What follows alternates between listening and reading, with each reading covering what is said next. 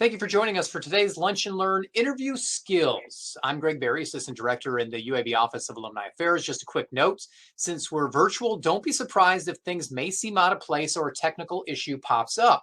If you experience any issues with your audio or video, please click the reconnect button at the top of your screen. This will get you back to the webinar right away. Today's webinar is being recorded and will be uploaded onto our website later today or first thing tomorrow morning. If you have questions throughout the Lunch and Learn, please place them in the chat room. We'll have time for a Q&A at the end of Adam's presentation. Today's webinar is part of our Backpacks to Briefcases Evergreen Certificate series. This new series has 4 events each year, 2 in the spring, 2 in the fall. Topics focused on financial planning, personal branding, workplace skills, and personal life.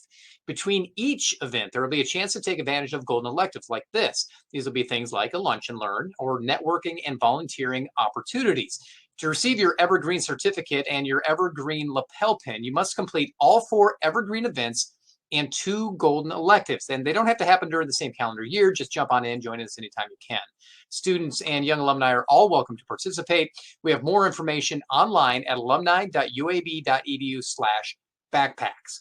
Today, we welcome Adam Roderick back to the webinar series. A 2009 graduate of the UAB College of Arts and Sciences, Adam just began a new chapter of his life as the manager of learning and belonging at Milo's Tea Company. Previously, he was a member of the UAB staff for 8 years, including spending time as Associate Director for the UAB Career Center. At this time, I would like to turn things over to Adam. Adam, welcome once again to the webinar series. It's always great to have you and hear your insight.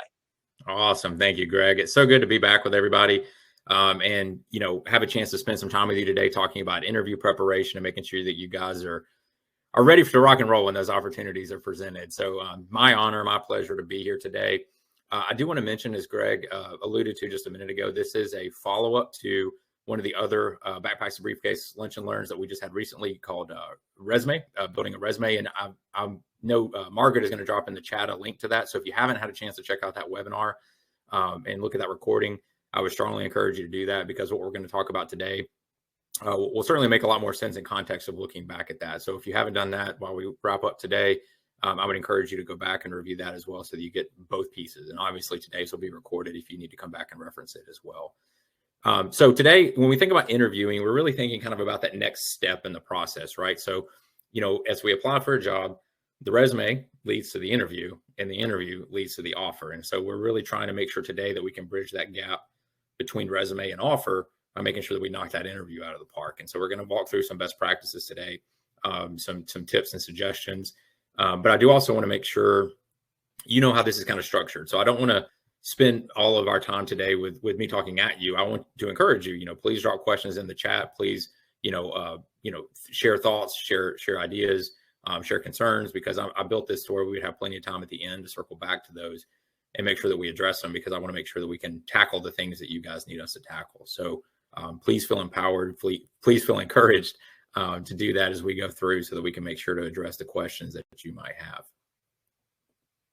But today we're going to look really at 3 main takeaways, and I want to encourage you to hold me to these, because at the end I'm going to ask each of you, do you feel like we hit these in our time together today?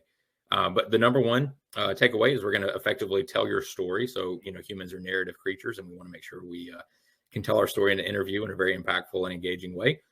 Articulate your value to employers.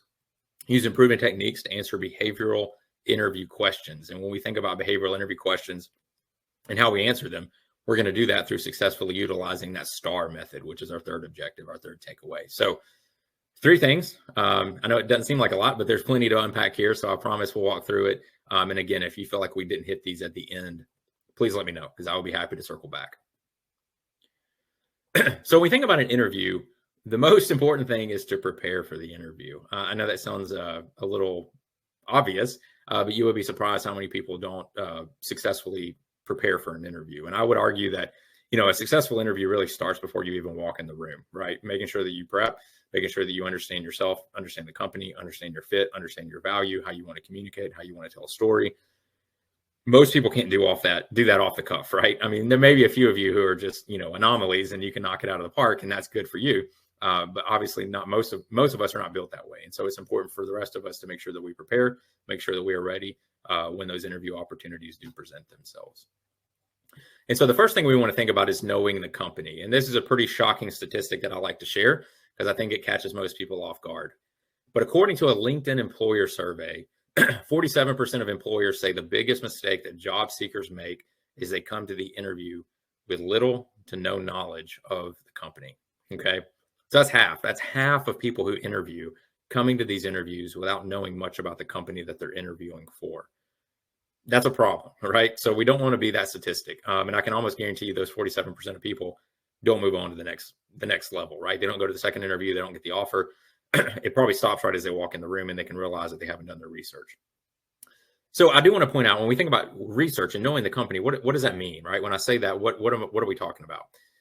So obviously you'll have the job description. You know, if you apply for a position, you'll have a job description. You can pull a lot from a job description, but I would encourage you to go a step further, right? Go to their website, go to their corporate statements or quarterly reports, look and see if they've been featured in any news articles, you know, understand their mission, their vision, understand what their purpose is. If they're expanding, you know, if they're going into new states, if they're, you know, getting economic incentives to invest in areas and growth in the regional area, you know, I mean, there's limitless possibilities here, right?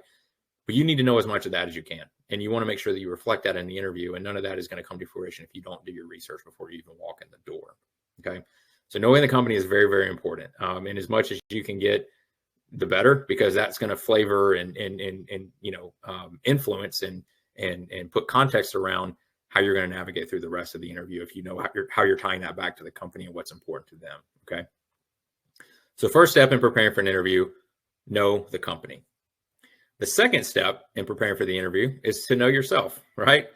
So know yourself. And when I say know yourself, it's really know yourself from the interviewer's perspective or the employer's perspective, right? And I think it's maybe obvious, but I think it's worth going through what pieces go into this, right? So knowledge. We're all UAB graduates or soon to be UAB graduates, and we want to make sure that we highlight that. You know, the knowledge, the background that we're bringing to this interview, we want to make sure that we highlight it along with our experience, you know, and this is where we go back to that resume conversation a few weeks ago of making sure that, you know, they'll have the resume, but you need to be an expert at your resume. Okay. Don't let them, you know, ask questions about your resume that you're not ready to answer. And so you want to make sure that you're diving into that resume from an employer's perspective and are ready to answer any questions that they may have about your resume, because you submitted it. It's fair game. They're going to ask questions. You need to be prepared to answer those questions. Skills, you know, what skills can you bring and really highlight from those past experiences? Are they interpersonal skills, planning skills, you know, government relations skills? Are they project management skills? You know, what are things that you can bring to the table that you really want to highlight in an interview? And how can we think about how we can accentuate those as we get those opportunities in the interview? Personal traits, you know, this I think is really important to note that, you know, when you apply for a job, you submit your resume, you submit your application. You're an applicant. All of us are applicants, right? We are a name on a resume. We're a name in an application. To be frank, we're not yet a person, right? To that HR team or to that hiring manager, we're just an applicant. The interview is where that changes. The interview is where you become a person. The interview is where you become an individual, right? Your uniqueness, your personal traits, your characteristics, all that stuff comes out for the first time in an interview. And we want to make sure that we think about that, that we highlight that we accentuate that. And that is something we can use to our advantage as we go through this process. So think about your personal traits, think about how you want to stand out personally in that interview and use that as a leverage point.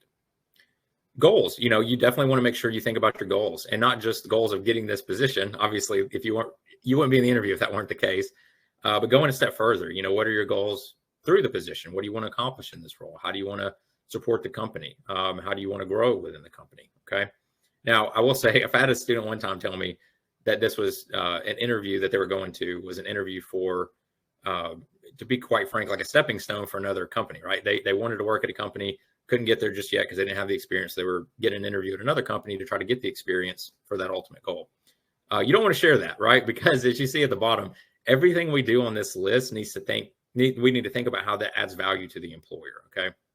So if you view this as an opportunity to grow professionally within this company moving forward, share that. If you view this as an opportunity to develop skills, share that. If you view this as an opportunity to make a positive impact within the community, share that. Okay.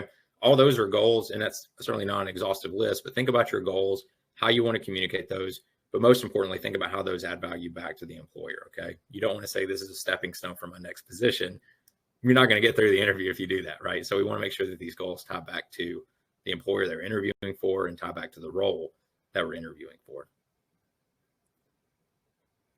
All right, so if we know the company and we know ourselves, the next piece that we want to think about is that connective tissue, right?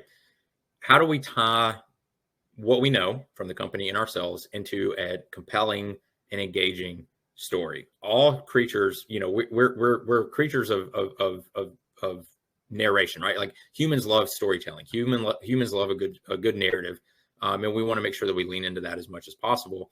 And we really, to be quite honest, we want to put ourselves in a position where they have no choice but to say yes to us. Okay, so if we have our qualifications to the point where we got the interview, we know those are there. We know that they've advanced us to this point because they know we have the background, the qualifications, the skills we're looking for. What they're really looking for now is the person, the right fit for the position. And the way that we make sure that they say yes to us and is how we tell our story, how we connect our background, how we connect our experiences to the company, and how we think about what that looks like as we move forward. So telling a story and how we do that is very important. Excuse me. So a couple of questions to think about. It's certainly not, again, an exhaustive list, but some things to think about when you think about telling a story in the interview setting. What story do you want to tell them, right? So we talked about being a resume, being an applicant versus being an interviewee. That's a big difference, right? This is the first time we're a person. It's the first time we get to elaborate more on our resume, the first time we get to elaborate more on our experiences, the more we get to talk about who we are as a person. Build a story around that, make it personal, make it engaging, make it something that they are excited about. And then what do you want them to know? Again, they're going to have your resume. They're going to have scoured over it, to get to the point where they're offering you an interview. But there may be things that are not explicitly stated on your resume or things on your resume that you want to elaborate on.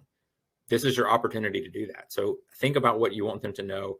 Think about where you need to expand on your resume. And also think about how you make all this connect back to the company. I know we talked about that, but make sure that everything that we elaborate on, everything we talk about, everything we highlight does connect back to the company in a way that makes a meaningful impact for them, adds value for them, right? And again, at the bottom, develop your story now so you'll be prepared to tell your story when the time comes. Repetition is critical, right? You don't want to sound rehearsed, but you want to sound prepared. And there's a delicate balance between the two. And the more that you the more that you put into prep for this, the better off it's going to come across. And the more fluid and natural it's going to sound. So don't wait until that moment when they ask this question to think about how you're going to answer the question. Think about how you're going to answer the question now. So when they do ask the question, you know where you're going to take it. You know the story you're going to tell. You know how you're going to connect the points, and you know how you're going to make a positive impact with the interviewers. Oh, apologies. I didn't skip ahead. So when we think about telling your story, one of the things that I can almost guarantee 95% interviews are going to start this way. Hey, my name is Adam Roderick. I'm the manager of learning and development at Milo company. This is Greg Berry. He works in the UAB National Alumni Society. We're really excited for you to be here. Really excited to have this chance to interview you. So why don't you start by telling us a little bit about yourself? What I just did is how 95% of your interviews are going to start. Okay. I can almost guarantee it. And so it's really important, while we can't predict everything about the interview, that is one thing we can almost bank on. Okay. I would say about 95% of interviews start that way. And so we want to make sure that we prepare and, put ourselves in positions to knock that question out of the park when it is asked. So a framework to think about when we think about telling a story and how we can articulate our response to the question, tell me about yourself. One of the ways that we encourage you to kind of construct your response is using the present, past, future framework. Okay. So present, where are we currently? What are the highlights that we want to hit? Past, what are major accomplishments that we want to incorporate into this story? And then future, what are the goals and aspirations that we have that we can share with the interviewers to let them know that we are super excited about this opportunity and where it could take us. Okay. So an example here, I am a senior at UAB majoring in public health and am currently working in a research lab. Before working in the lab, I volunteered at a local blood drive. My ultimate goal is to ensure equal access to basic health care for all Alabamians. So you can see right here, senior at UAB majoring in healthcare, current highlights. I worked in a lab and I volunteered at a local blood drive, major accomplishments from the past. And then finally, my ultimate goal is to ensure equal access to basic health care for all Alabamians. That's our future. That's our goals. That's our aspirations. Now, this fits on a PowerPoint slide, right? So obviously you can have more space in an interview to elaborate on this. But this is a kind of a quick and concise example to illustrate how, powerful and how quick you can communicate information if you construct your response to this question effectively. So do practice that. Know that that question is, like I said, 95% of the time going to get asked. And most of the time it's going to be the first question you get asked in an interview. And And so make sure that you prepare for that and make sure you have a response for that and make sure it's one that, plants the seeds for future conversations about the other things that you want to hit within the interview. Okay, so once we get through the tell me about yourself, once we get through, our prep for knowing the company, knowing ourselves, the next thing is really the bulk of the interview. And the bulk of the interview is going to be the interviewer asking you questions, obviously. And I think one of the things that we need to talk about in that context is behavioral interview questions. And if you're not familiar with what a behavioral interview question is, it kind of departs from what traditional interviewing questions are of how would you handle this? What do you think about that? Kind of thinking about future focus. Behavioral interview questions look at past behaviors to predict future performance. Okay. So what they're doing is looking at what you've done in the past and thinking, okay, if they've done that in the past, it's likely they're going to do that again if they're presented with a similar situation in the future.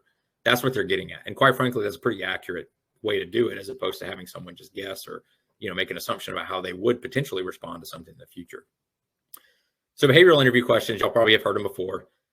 Tell me about a time when blank, right? Tell me about a time when you overcame adversity. Tell me about a time you worked on a team.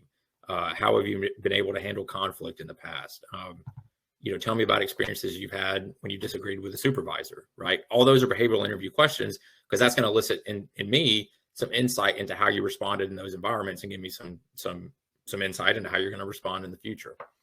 Like I said, this is an increasingly popular method of interviewing and something that we need to make sure that you're prepared for as you move forward. So I do want to talk about that a little bit. Make sure you guys are prepared to answer these questions as they come up. So in similar ways that we had the framework for tell me about yourself, we do have a framework also for how to respond to behavioral interview questions. And that's using the STAR method or situation, task, action, result. Now, I'll also say this is not, a rigid rule. This is kind of a suggestion for you as you construct your thoughts as you prepare for the interview, right? You don't want to say, well, the situation I was in, the task I achieved, the action I took, and the result that I achieved. You don't want to go through it that way, right? Obviously, you want it to kind of flow naturally, but it's kind of a nice fluid framework for you to make sure that you hit all the pieces and how you respond to that prompt, whatever it may be, okay? So let's go through an example. This is a very common behavioral interview question that I can, again, maybe almost guarantee that you'll be asked in some variation. Tell me about a mistake you've made and how you handled it, okay? So very pointed question. So here's a potential response.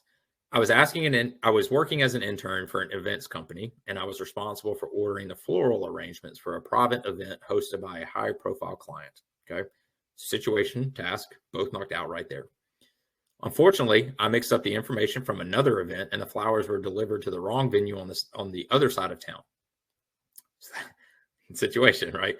I admitted my mistake to my boss, took an early lunch break, drove to the other venue, picked up the flowers, and delivered them to the appropriate venue an hour before the event. So the action that they took, okay? So situation, work at the flower shop. Task, I was responsible for delivering flowers. The action, unfortunately, there was a mix-up and I made a mistake. So I had to correct that. The action I took was I corrected it. I got them back. And then the result. And I would argue the result is probably the most important part of this entire process, okay? The result was the client never knew about my mix-up and my boss was very grateful, okay? Pretty powerful way to answer that, right? I mean, that's a pretty good response to tell me about a mistake. So you can see how if we construct it in this kind of flow, we construct it in this framework, we give context, we give background, we give action, we give ownership, we give, autonomy, we give results, we give impact.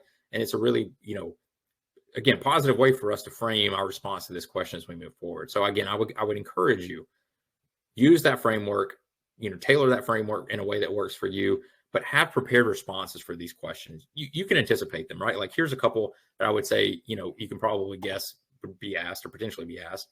Tell me about a time when you had to work effectively on a team. Okay. So that's one, obviously, that's pretty popular. Tell me about a time you had to overcome challenging situations or tasks. Okay. Describe to us how you have used problem solving to address a need at work. Right. So, I mean, Google is your friend. You can find thousands and thousands of behavioral interview questions. You can probably guess what they're going to be based on the job description as well. But we need to anticipate that. We need to prepare for that. And we need to think about our responses for those questions, because, again, I can almost guarantee that they're going to be asked. And if we're not prepared for them, we're not going to be putting ourselves in a position to be successful in how we navigate through that interview. Okay. So behavioral interview questions and the STAR method. So closing the interview, when we think about, the interview process, the close is really important. That last impression is really what we're working for, right? We want to leave that lasting impression, leave them with a positive takeaway from that experience that they had in interviewing us. And there's a few things that we can do to help that happen and also to help ourselves. Okay. Number one, ask questions based on research. Okay. So I said 95% of interviews are going to start with, tell me about yourself. The other end of that, I can almost guarantee that 95% of interviews are going to end with, do you have any questions for us? Okay. Or is there anything else we could provide for you, or some variation of that? Okay. If you've done your research, launch into that, take advantage of that. And the worst thing you can do, in my opinion, to answer that question is say, no, I'm good, and just shut it off, right? Because that doesn't show to them that you're invested, that you're engaged, that you're excited, that you've done your research, that you're bought in. So don't do that. That's not a good practice. It's not going to put you in a position to be successful in how you navigate this interview. So ask questions based on research. Appropriate questions could be, how do you see this position growing in the future? Or what's the history of this role? Or tell me about the reporting structure of this particular position? Or, there's countless things you could ask, and I think each job will have different questions, obviously, that are appropriate. A couple caveats here, though. Have, maybe 10 to 15 questions prepared, in my opinion, because what's going to happen through the process of the interview is the vast majority of those are going to get answered, right? Just in going through the interview, you're going to address a lot of even the questions I just asked. A good interviewer will make sure those are addressed in an interview. And the worst thing you can do is ask in an interview a question that's already been addressed previously in the interview, right? So if you've already talked about it, don't ask the question again, because that to them shows that you're not attentive, that you're not paying attention, that you're not invested. So don't do that. But if you collect 10 to 15 in your preparation, like I said, the vast majority of those are going to get answered. And then what you're going to be left with is maybe, 3 to 5 questions that haven't been answered. And those are very appropriate to tack on to the end of an interview and use as your leverage point to talk about your excitement for the company, excitement for this position, and to kind of dive deeper into what the role may actually mean. Okay. So ask questions based on research. The second one, tell them you want the job, right? It may feel like it's obvious because you're in an interview, but that's not always the case. And a company, an interviewer, an HR professional, if you tell them you're excited and you tell them you want this job, that is going to stick with them, right? So if that is true, and I will say if it is true, don't tell them that if it's not true, but if it is true, make sure they are very well aware of that, okay? And make sure that you articulate that and hit on that again at the end of the interview. Tell them you're excited. Tell them you're excited about this role, this company, this opportunity, and that you're very hopeful that you're the one selected for this role, right? I look forward to moving forward in this process, getting to meet with the board of directors, getting to meet with the CEO, getting to meet with whoever it is. Tell them you want the job. That's about as straightforward as I can put it. Make sure they know that. And then, as I mentioned, meeting with CEO, meeting with board, inquire about the next steps. I had a lot of students when I was working in the Career Center who, quite frankly, lost a lot of sleep because they didn't ask this question, right? Because if they had asked this question, the company would have said, well, you're certainly not going to hear anything from us for at least a couple of weeks because we got to go through board approvals. We got to, get through this, project that we got to get done next week. So just don't anticipate a hearing from us at all, at least within 2 weeks. Okay. But if you don't ask that question, those are going to be the longest 2 weeks of your life, right? Because you're not getting the calls, you're not getting the emails. You're going to sit there thinking, well, I destroyed that interview. There's no way I'm going to get selected for this position. You're going to lose a lot of sleep, right? So inquire about next steps. And the other reason I say that is because it allows you to prepare. Because if they are telling you you're going to meet with the CEO, you need to prepare to meet with the CEO, right? Don't get surprised by that. Don't get a call from HR on Wednesday asking if you can meet with them on Thursday. Make sure you're prepared for that. So by understanding what the process, and you're very appropriate question to ask, by the way. I know some people feel like this is a little bit of a treacherous territory, but no, as an interviewee, you have every right to ask about the process, what it looks like, what you should prepare for. So do inquire about that and make sure you understand what's coming up next. Practice makes perfect. Okay. So we talked about research. We talked about preparation, knowing ourselves, telling a story, closing an interview, behavioral interview questions. I don't know about you, but I don't know many people that are natural interviewers, right? That's a skill set. That's an art. That's something that takes repetition. It's something that takes work. And it's important that we put the work in to put ourselves in positions to be excellent at it. And so the more we can do that, the better off we can be. Now, obviously, it's hard to put yourself in a position where the stakes are as high as they are in an interview. That's granted, right? Like, you're going to be nervous. Your hands are going to be sweaty. You're going to be a little shaky. Your heart rate's going to increase. That's going to happen, right? That's normal. Now, it's hard to replicate that, but the more that we can put the reps in, when that does happen, those automatic responses that we prepared for, those thoughts that we've already collected, the way we're going to answer these questions, all of that just kind of becomes routine, right? And we don't have to think about it as much. So the more reps we put in, the better prepared we're going to be, the better off we're going to perform. So one of the resources I want to mention is Interview Stream. So through the UAB Career Center, you have access to this platform for free. So it mimics the interview experience. You actually video yourself responding to prompts and watch yourself. Did you say, did you maintain eye contact? Were you kind of fluttering around the idea but never really hit it home? Did you articulate what you were trying to articulate? It's a great way to kind of put the reps in and to give yourself an unflinching look at yourself as you're responding to these interview prompts. So it's available anytime, anywhere, for free. And I would strongly encourage you to utilize this as you prepare for those interviews in the future. And then also the UAB Career Center can do mock interviews. So this is kind of that next step, right? Interview Stream is on your own, kind of in a private environment. The mock interviews, you're in front of somebody else. So it may make you a little bit more anxious, right? So if we can kind of escalate the anxiety, if you will, I know it's kind of a negative way to put it, but you're going to be anxious for the interview. So let's be real about that. We need to kind of mimic that as much as possible.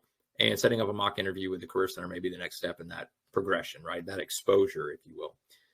So they'll be happy to do that. They can walk through behavioral interview questions. They can build out questions that are targeted at specific job descriptions. So we can, the Career Center can anticipate, certain questions that may be asked based on the job description itself. And it's a good opportunity for you to build confidence in a safe space, and to be frank, to fail in a safe space. As we prepare for things that are difficult for us, we are going to fail. Something is going to not work the way that we want it to. That is guaranteed. That is human. Okay. But we need to also understand that the more we can fail in a safe environment, the better off we're going to be when the spotlight is on us, right? So failing in a safe environment as you prepare for an interview is critical to making sure that you get the reps in, hone out, iron out those kinks, hone it in as sharply as you can, because then when the time comes, you're going to be ready to rock and roll. You're going to be ready to perform, and you're going to give those interviewers no other choice but to say yes to you as they think about who they're going to offer this job to. Okay. So get the reps in. Employer expectations. So we've talked about preparing from your standpoint. So let's talk about what the employers are going to be looking for from you as well. Number one is going to be timeliness. Don't show up late for an interview. I feel like that's pretty basic, but I think it's worth noting. So kind of a guideline that we typically suggest is, if it's an in-person interview, show up 15 minutes early. Okay. One, that shows you're proactive. One, that shows you're on top of your game. But two, you don't know what's going to happen as you get there, right? Traffic, parking, you're on the wrong floor. You can't figure out what suite you need to go to. Stuff like that's going to happen, right? So make sure you give yourself that buffer. So if it's in person, we say 15 minutes. If it's virtual, we say 5 minutes. 5 minutes is appropriate. A lot of people get an email notification saying someone's in your waiting room. You don't want to do that 20 minutes before an interview, right? That's kind of borderline creepy, to be honest with you. So I would say 5 minutes is appropriate if you're on virtual, 15 if you're in person. Don't be late for that interview. That's one of the quickest ways to bomb an interview, is to show up late for it. So don't do that. Preparation. Very, very quickly, the person interviewing you is going to be able to tell if you put in the preparation, if you've done the research, if you know the company, if you know yourself from their perspective, and if they can tell very quickly, it's going to be a very uncomfortable interview if they can tell that you haven't put in the prep, pretty quickly. So prepare. I can't say that enough, because it will show through, and the interviewer will be able to tell if you have prepared. And it's something that is the fundamental foundation and framework for where that interview is going to go. So preparation. Enthusiasm, right? If you put in the work, if you prepared, you know how to tell a story, you got your behavioral interview question prompts down, you got to tell me about yourself, you've done the research, you know yourself. Why wouldn't you be enthusiastic? You got the interview, right? Like, you're there, you got the interview. You're sitting there across from this person who's working at the company you want to work at. They're excited about you. You're excited about them. Be enthusiastic and show that. Don't be afraid to show that. Again, this is the first time they see you as a person. And to show that enthusiasm, to show that humanity, to show that vulnerability that you're excited about this is very, very powerful, right? That's a great way for them to connect with you, to hire you, to be honest. I mean, if I had the choice, I would hire the enthusiastic person over the unenthusiastic person 10 times out of 10, right? So again, be enthusiastic, let them know you're excited, and let that show through in the interview. Professional attire. So this is something we most certainly need to talk about. So when we think about what to wear to an interview, there's a couple things to note. As we think about traditionally what interview attire looks like, this is what most people think of, right? Guys are in suits, ladies are in pantsuits, there's ties, there's dark colors, very conservative in terms of the choices that we make, in terms of the attire, the colors, those types of things.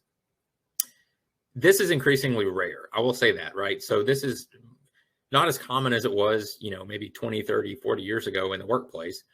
But there are still companies that are like this. And the thing I'll say about this, you don't want to show up to an interview with everyone dressed better than you are, right? Like if you show up business professional, kind of the golden standard, you're setting yourself up to definitely at least be on par with everybody else in the room, okay? But if you show up for an interview in business casual, it looks like this, which is more common. We'll talk about that in a minute. If you show up to an interview that in business casual, and when you walk into the room, everybody else looks like this, how do you think that's going to start out your interview? It's not going to be very good, right? So it's going to mess with you mentally. You're not going to perform well. Obviously, you think about, what are other people thinking about me? Is there judgment from the interviewer? Those things are going to pop up in your mind, okay? So always keep that in mind. But I will say, most companies are moving towards business casual. So this is UAB. This is honestly the vast majority of companies that are out there. So what you'll see is no suits, no pantsuits, a lot more freedom in terms of color, personality, flexibility. Honestly, with the ladies, a lot more comfortable shoes. Those things, more jewelry. Guys can wear more accessories as well. Necklaces, watches, bracelets, those kind of things. This is more common. And more than likely, this is the environment you're going to find yourself in. But again, you don't want to show up thinking it's this environment and it's actually business professional. Okay. So I do want to mention that. And then finally, the last category, and this one, be careful with this one. Smart casual is increasing in popularity. If you think about big communications or landing or shipped or, those kind of younger startup, tech area kind of positions, they're probably going to be like this. They're probably going to dress like this, stuff you'd wear on the weekend, right? But again, you don't want to show up to an interview like this and everyone else is in the room like this, or even worse, you show up in smart casual and everybody else in the room is like this, right?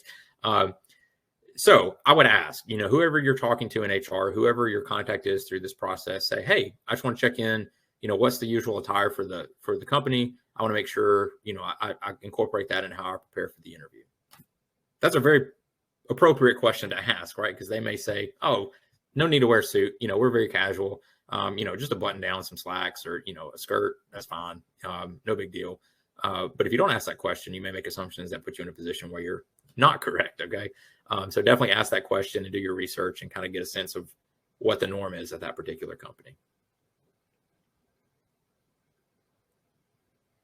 All right. So as we start to wrap up, a few things I want to note. And again, if you have questions, please put them in the chat because we do want to make sure we circle back to that. I want to give you guys time to pick my brain, to ask specific questions. So if you haven't had a chance to do that yet, please do that. But I do want to drop off a few final thoughts before we get to that point. Be genuine. Be yourself. I think a lot of people have a misconception that the interview is a one-way decision, right? If a company offers me the job, I have to say yes. Nope. If the company offers you the job and you didn't get a good sense in that interview, you say no, right? You have a right to say no.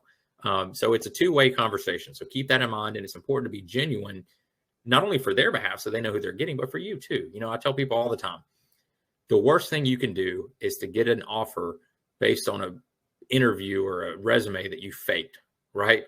Because what does that mean? One, they're going to find out eventually. And two, if they don't, you got to fake that forever. Like that's the person you got to pretend you are for as long as you work at that company. And that sounds miserable. Don't do that to yourself. Be true to who you are. Let them know who you are. Understand that it's a both ways conversation. You have every right to say yes. You have every right to say no. They have every right to say yes. They have every right to say no. So treat it that way, right? We're all adults. Treat it as a conversation. See if it's a good match, right? So be genuine. Be true to yourself. Be prepared. This is the 8th time I've said this, but be prepared. Definitely prepare for your interviews. Make sure you have all that squared away. Know the company, know yourself. Get the mock interviews, the reps in. Practice with your cat, practice with your dog, your boyfriend, your girlfriend, your mom, whoever it is. Get the reps in, because the more reps that we get in, the better we're going to be. And then if you've done everything we've talked about, be confident, right? Rock the room, walk in, know that you're going to knock this interview out of the park, know that you're going to give them every reason to say yes to you, and have every bit of confidence in that, right? Because you put the work in, you prepped, you've done the foundational work to make sure you're at this point. No reason for you not to be confident, and let that show. Okay. So be genuine, be prepared, and be confident. So I mentioned the UAB Career Center, but I do want to circle back to that. The Career Center is a great resource. A lot of people don't know this, but the Career Center actually offers services not only to current students, but alumni for the rest of your life. So after you graduate from UAB, no matter how far down the road you are in your career, you can always come back to the Career Center. Okay. And the Career Center would be more than happy to help you, to support you in a multitude of areas, some of which you can see here: resumes, interview, job search, career exploration. But there's so much that they can do to help you. So if you have any concerns around your career, do not hesitate to reach out to the Career Center. They would be more than happy to meet with you, to talk to you, and help support you as you move forward. So they do have appointments Monday through Friday, and you can schedule those through Handshake. So Handshake is a platform you can access through the UAB's Career Center's website. It's right there on the homepage. So you can schedule those appointments so that you have them booked, or they also have walk-in hours via Zoom. Now, I think they just changed these, so I would go to the website to double check what those hours are. But go to the homepage of their website. You can see the Handshake link. You can see the Zoom walk-in hours. You can see the Zoom walk-in link, and they're right there ready to meet with you. Okay. So set up time, get to know them, let them know how they can help you, and utilize this resource. There's really no reason not to be quite honest with you. I mean, it's a free resource to help make sure that you're prepared to rock and roll, and these opportunities are presented for you as you move forward. Contact information, they're on Instagram and Facebook. And also you can see they're located physically in the Hill Center, room 307. Their website, easy to Google, easy to find, but do feel free to reach out to them and let them know how they can help you as you move forward in your career. So I told you I was going to circle back to these. Number one takeaway is to effectively tell your story. Number two takeaway was to articulate your value to employers using proven techniques to answer behavioral interview questions. More pointedly, takeaway number three is to successfully utilize the STAR method in how we answer those behavioral interview questions. So if I didn't answer any of those questions, please let me know in the chat. I want to make sure we circle back to this. If there's any confusion, any clarity that needs to happen, give me a chance to circle back, because I don't want you to walk away feeling confused. Okay. So let me know. But I do want to also leave you with a few next steps, suggestions. So complete a mock interview with the UAB Career Center. You can do that through Interview Stream. You can do that through a mock interview. But I would strongly encourage you to take advantage of what they have to offer, right? Because again, they're free, they're excited, they're eager to help you. They just have to let you help. Well, let me figure out how to say this. You have to let them help you, right? So they don't just barge in and offer support. You have to invite them in, right? And so I would encourage you to initiate that relationship, initiate that conversation, and let them use their expertise to support you. Complete your Handshake and LinkedIn profiles. Handshake, as I mentioned, is on the UAB Career Center's main page. Your LinkedIn profile, that's a way to get the interviews, obviously, so that's critically important. So definitely make sure you do that. Attend a career event, talk to employers. The more that we talk to employers, the better we get at it, whether it's in a career fair, whether it's in an employer spotlight, whether it's in an interview, all of those. The more comfortable you get talking to an employer, the better you're going to be at it. And so getting those reps in is going to be really important. And then finally, practice. I know I've harped on this, but reps are where you're going to get experience and expertise, right? And how you answer these questions. So practice. Understand and anticipate as much as possible what they're going to ask, and prepare your responses, okay? And know yourself. The more you know yourself, the more nimble you can be in that interview process, and the better off you're going to be at navigating through it successfully. So get that practice in.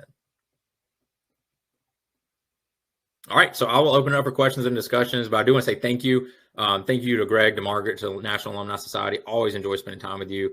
And to each of you individually, thank you so much for just giving me a few moments of your time today to join in your journey and to help support you as you guys are going on to achieve some pretty great things. So thank you so much for that. You're so welcome, and thank you so much for spending your time. We always love having you. So let's get the questions going. I'm going to go right off of that last little tidbit you had where it said practice. You mentioned reps. you're not saying memorize. So how do you avoid sounding rehearsed? Because it happens. People, especially when they start to memorize things, they have to stay on that script and they can't deviate. Yeah, very true. Great point. And I appreciate you bringing that up. So that is a temptation. You got to find that fine line, right? And I think the one thing also to keep in mind that to your point, Greg, that you don't want to have happen is you memorize the response to the way that a question is asked one way, but they ask a very similar question that hits on that same thing, but very differently. And it just throws you off. It throws you off your game. It's just like, well, that's not the way I prepared it. I'm sorry, I can't answer your question. Like that doesn't happen, right?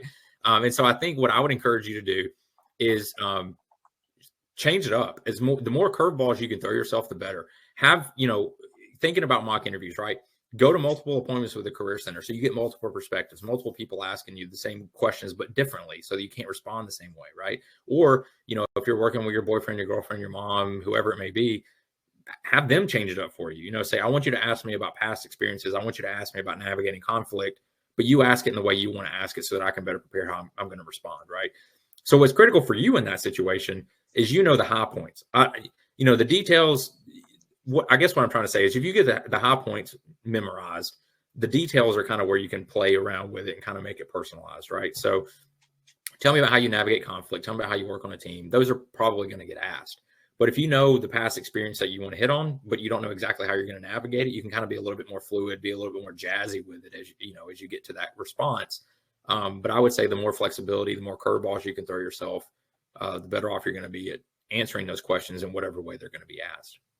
And for everybody in the room, go ahead and toss your questions in the chat. We already have a few coming in. This is your time to ask an expert about the interview process. So can responding to an interview question take too long? I mean, obviously you don't want to go limited attention spans, and that's the reality. And so I think, just pretend you're the interviewer. Would you want to listen to the story about your dog in third grade that lasts about 15 minutes before you even get to the point?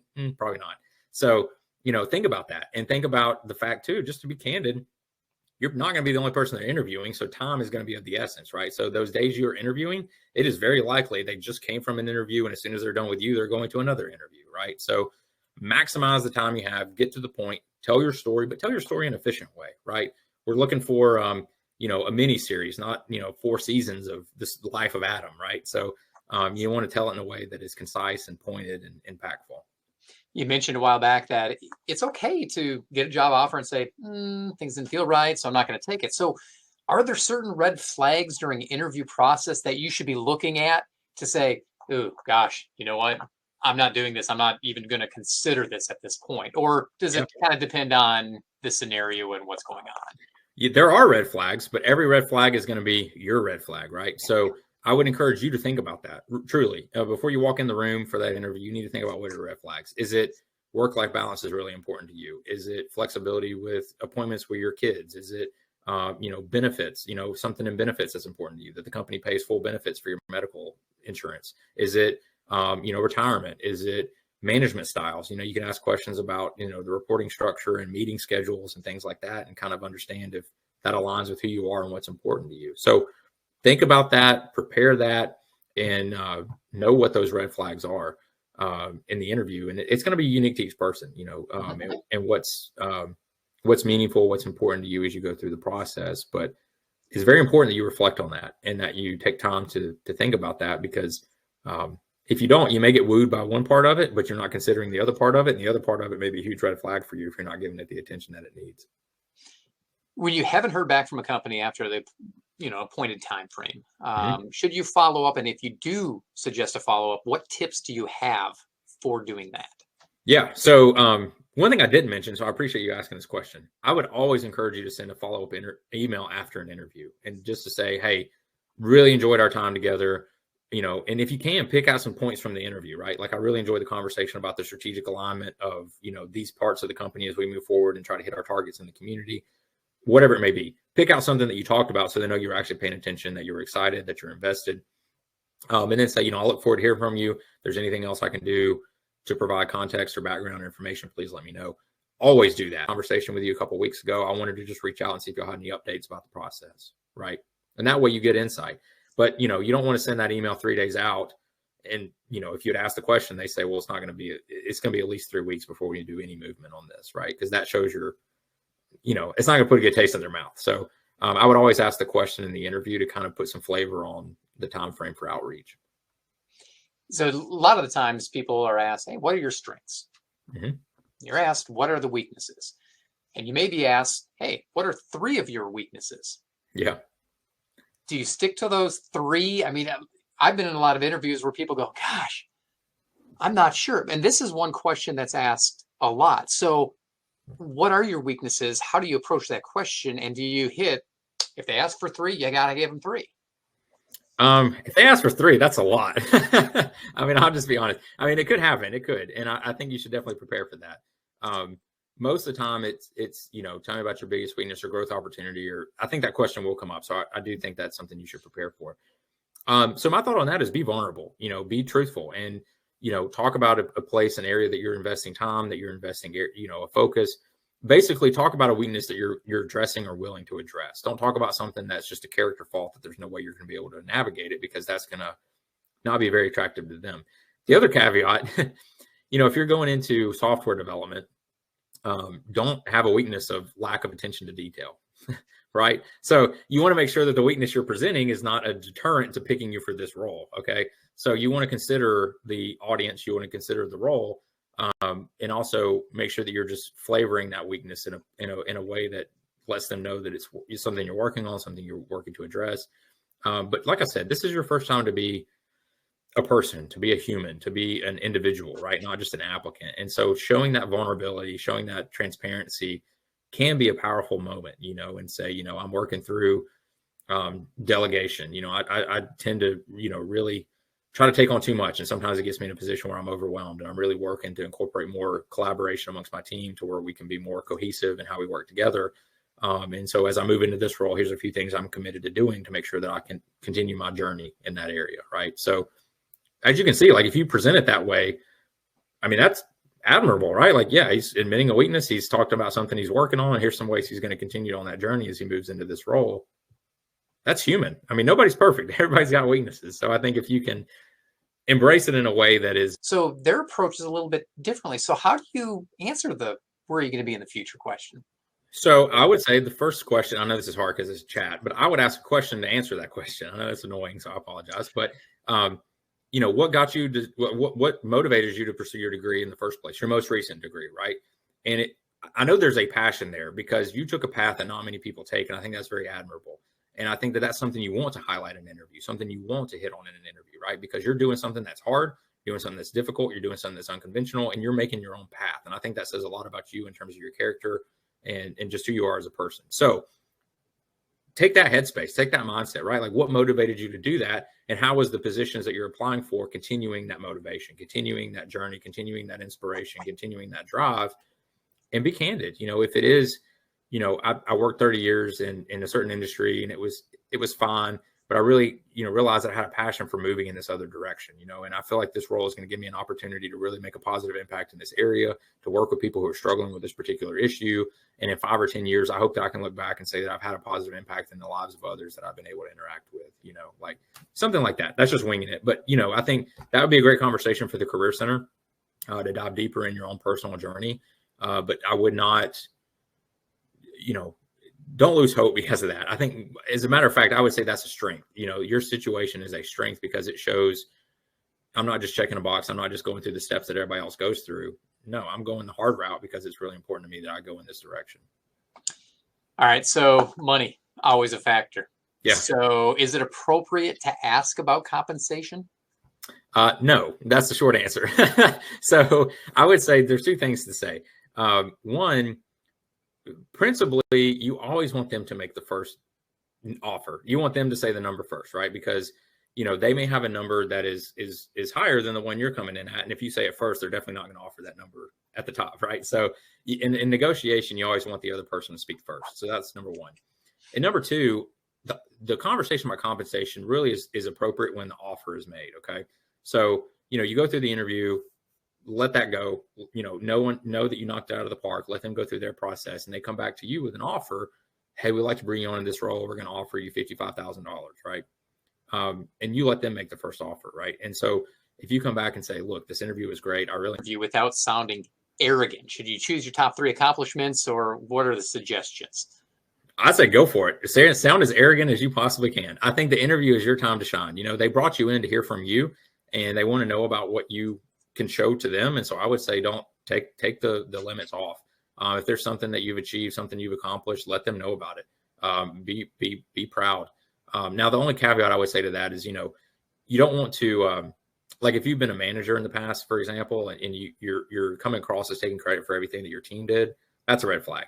And I think in those situations, it'd be better off if you were to come at it from a standpoint of, I was fortunate enough to work on a team who achieved these great things, right? So obviously that's an exception to what I just said, but really, leading a team that achieved some great things, brag about that. Like that's something they want to know as you're moving into this role, and that's why they brought you in for the interview to begin with. It's your time to shine. So what if you don't have a lot of past work experience to draw from for those behavioral questions? Because a lot of people coming right out of college don't have that robust experience yet. So I would say if they do ask that question, you don't have the experience, try to find a parallel if you can. Think about something that's similar. If you can't, that's where you can think about how you would respond to that in the future. Okay. So that's kind of the fallback if you don't have that particular experience, to say, I don't actually have that particular experience. So here's how I would anticipate my response to that as I move forward into this role. Now, most of that, let me say it this way. If you don't have that particular experience, it may be very specific, but things like working on a team, navigating conflict, circumventing disagreements, you can pull up things from Greek life or volunteerism or things you did on campus or intramural sports or, part-time work, all those things. You can pull stuff from that. And I would encourage you to be creative. But if they're saying, tell me about a time you worked as a nurse and had to deal with a cancer patient to, fill in the blank, whatever it may be, and you don't have that particular one, you can say, well, I don't actually have that particular experience in my past, but I can tell you as I think about how I move into this role, here's how I would handle that. Here's how I talk to the family. Here's how to make sure we defer to the oncologist, or here, whatever your response would be. That's where you get to kind of play a little bit in the future. So last question, unless we get a few more coming into the chat room. How do you approach a career? Let me rephrase that. How do you approach career? So you can go see this list of employers, and I would encourage you to do the research for all those employers that you're planning to talk to the same way you would if you had a scheduled interview with them. Okay. So if UAB Health and PAC Health and, Grandview and St. Vincent's and all of them are there, and you're a nurse, prepare for all of them the same way you would as if all of them set up in a one-on-one interview with you. Okay. So that's the benefit of having Handshake as a platform, so you can actually go see who's going to be at these events before you even show up. So I would say as much as you can mimic the one-on-one interview in those environments, the better. And again, the more that you talk to them, the more you get comfortable talking to them, the more you get comfortable in answering their questions, the more you get comfortable in asking them questions, the better interviewer you're going to become. Adam, it's always a pleasure. Thank you so much for spending the last hour with us and, preparing for this. So the time that you put in is greatly appreciated by us here at the National Alumni Society. Yeah, my pleasure. Thank you, Greg. You're so welcome. So for everybody that attended, we've said it a couple of times, just a heads up, a recording will be made available on our website either this afternoon or first thing tomorrow. I think my schedule's working. I could probably get it up this afternoon. You can register for other upcoming backpacks to briefcases, earn credit toward an evergreen certificate. Just keep an eye on our events page as well as our backpacks to briefcases page. Meanwhile, other opportunities you have are on Thursday, May 19th. Discover what makes something humorous or why laughing makes us feel better during comedy. Just say yes. Looking forward to that one next Thursday. Then on Tuesday, June 7th, explore how we can eat healthy while keeping an eye on our budget during no-nonsense nutrition, balanced eating without breaking your budget. On Tuesday, July 12th, join us for Save Your Brain. Do the dozen today for a healthy brain tomorrow, where we'll take a look at how we can modify some lifestyle behaviors and habits now to benefit our brain in the future. And on Wednesday, July 27th, we'll be hosting Biology of Your Diet as we discover how our brains use energy to consume depending on what our diet is. You can find all of these at alumni.uab.edu/events. Looking for a podcast to get you through your day or commute? Take a listen to UAB Green and Told. New episodes debut every other week and feature members of the UAB community. Meet one of the first persons to put the Blaze mascot uniform on, meet an Army general, discover why alumni chose their career paths that they took. The latest one, Alexander Shinara. Yes, that Alexander Shinara is our latest podcast guest. Download the podcast on Spotify and the Apple Podcast app, or just visit our website. And be sure to stay on top of all things alumni on social media. You can look us up by searching UAB Alumni on Facebook, Instagram, and Twitter. On LinkedIn, just search Alumni Career Community. We'd love to know what you thought of today's webinar and what other topics we should explore. I'll keep this QR code up for a few moments for you to participate in a short survey. Once again, thank you so much for joining us for this afternoon's Lunch and Learn webinar with Adam Roderick. Have a great day, and as always, go Blazers.